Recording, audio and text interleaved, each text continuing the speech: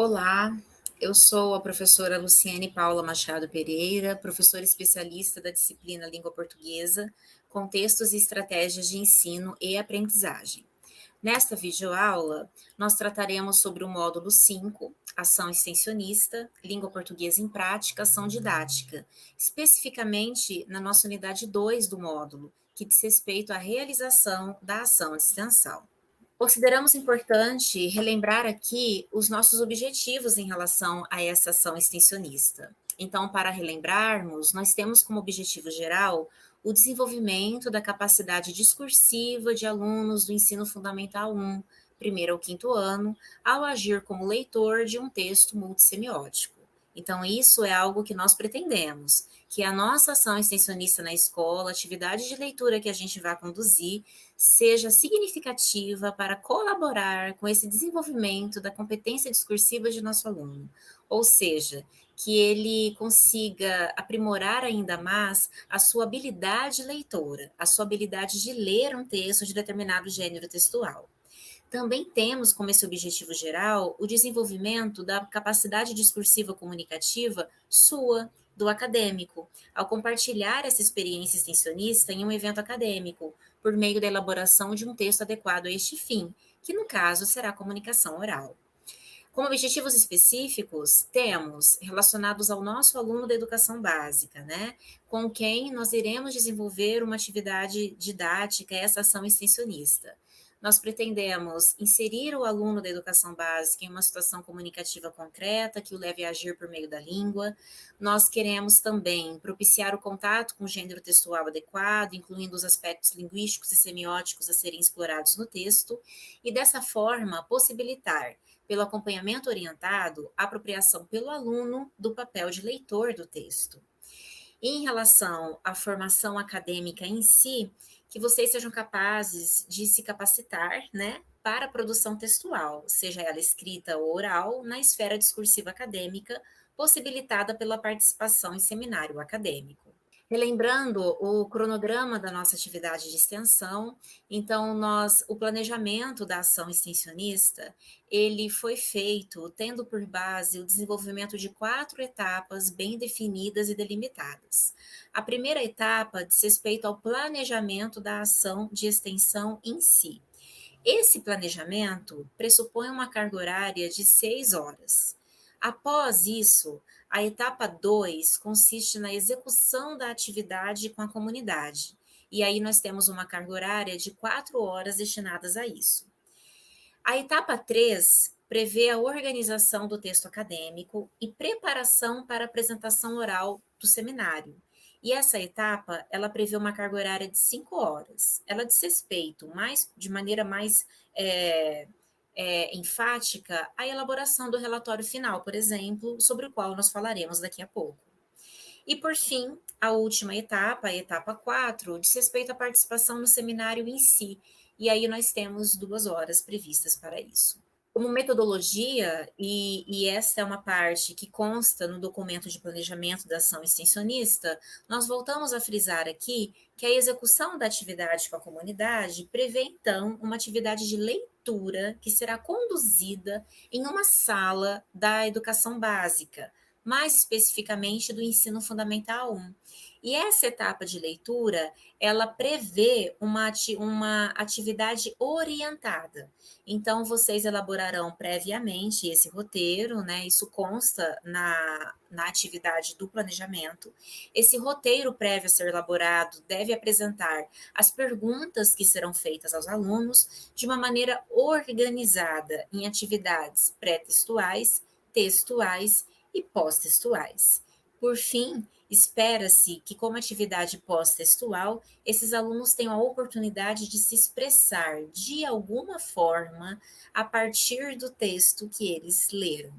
Agora, mais especificamente, em relação à execução mesmo, ao desenvolvimento dessa ação de extensão e ao prosseguimento dela após a execução da atividade na sala de aula da educação básica, mais especificamente do ensino fundamental 1, nós vamos nos voltar agora para a situação comunicativa que nós vamos vivenciar, e na qual o relatório da ação extensionista que vocês vão elaborar irá se enquadrar. Vejam que agora nós estamos falando de um evento, e é um evento não apenas acadêmico, trata-se de um seminário, mas é um evento discursivo, percebem? É uma situação comunicativa na qual estaremos inseridos. Essa situação comunicativa, ela perpassa o espaço da universidade e os atores que estão lá envolvidos. Então, os professores, formadores de professores, os acadêmicos, professores em formação inicial, bem como a comunidade acadêmica como um todo, que possa se interessar, né, por esse compartilhamento, os gestores, enfim, para fazer parte desse processo. Então, vejam que o seminário, enquanto esse evento discursivo, né, que faz parte dessa esfera discursiva ou desse campo discursivo, esse domínio que é o espaço escolar acadêmico, ele trabalha, traz em si a questão da experiência, tanto formativa quanto acadêmica, ou seja, esse seminário, ele se coloca como a culminância de um processo de formação que começou dentro da universidade, foi para a sala de aula da educação básica para ser executado e que volta para a universidade para ser refletido, para ser questionado, para ser analisado, enfim, para ser compartilhado entre os pares. E essa experiência formativa, ela se junta a uma experiência acadêmica, porque afinal de contas, vivenciar um evento acadêmico, vivenciar um gênero textual, se apropriar de um texto, não apenas enquanto leitor desse texto, né? Que vocês terão a oportunidade de escutarem os colegas também compartilhando as experiências deles, mas também como produtor desse texto, é muito significativo nesse contexto de experiência acadêmica, de formação acadêmica. Vocês vão se apropriar de um texto que circula na esfera acadêmica, e o mais interessante e significativo de tudo isso é que esse texto será fruto de um trabalho que foi planejado previamente e executado de fato em uma sala de aula. Por fim, temos a comunicação oral, como sendo o gênero textual que vai perpassar essas diferentes instâncias formativas. A comunicação oral se caracteriza como um gênero textual condizente a um evento acadêmico, breve, que se caracteriza pela síntese e consiste no compartilhamento de experiências relacionadas a essa formação acadêmica, sejam resultados de pesquisa, seja, como é no caso de vocês, mais apropriadamente falando, como um relato de experiência, uma experiência que foi conseguida em sala de aula a partir da execução de uma atividade previamente elaborada e, o mais importante, embasada. Vejam que vocês foram para a sala de aula. Sempre quando um professor vai para a sala de aula, ele precisa ter um embasamento teórico, ele precisa saber o que ele está fazendo, como ele está fazendo, por que ele está fazendo, e depois ser capaz de, ao comparar o que ele fez com o que ele planejou, conseguir se apropriar ali de reflexões, de ponderamentos, enfim, que o levem de fato a aprender e a melhorar a sua prática. Então, a comunicação oral, ela se coloca como gênero textual a ser produzido e do qual os acadêmicos que participam desse seminário vão se apropriar para poder compartilhar a experiência que eles tiveram durante a ação extensionista. Para nós fecharmos esta videoaula, né, acerca dessa ação extensionista e da produção dela e desse compartilhamento, eu trago aqui para vocês o relatório, que é um dos documentos obrigatórios dessa ação extensionista.